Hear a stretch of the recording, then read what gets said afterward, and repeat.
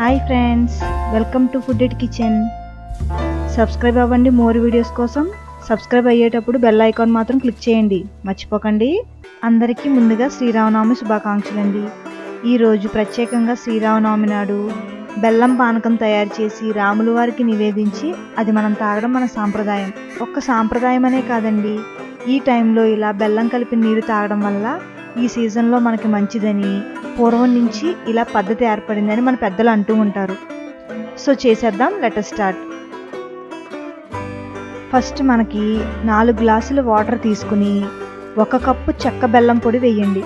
చెక్క బెల్లం చాలా బాగుంటుందండి, తేనె రంగులో ఉంటుంది. ఒకవేళ మీకు ఈ బెల్లం అవైలబిలిటీ లేకపోయినా ఏ బెల్లమైనా వాడచ్చు.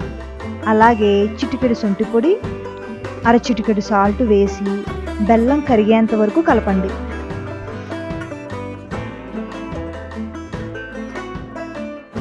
ఇప్పుడు ఈ బెల్లం వాటర్ని వడబోయండి. ఏమన్నా వేస్టేజ్ ఉన్నా మనకి ఫిల్టర్ అయిపోతాయి అన్నమాట.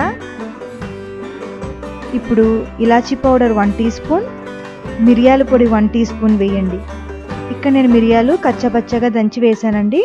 ఒకవేళ మీకు ఇలా కారంగా ఉంటుంది అనుకుంటే కంప్లీట్గా పౌడర్ చేసి కలపండి.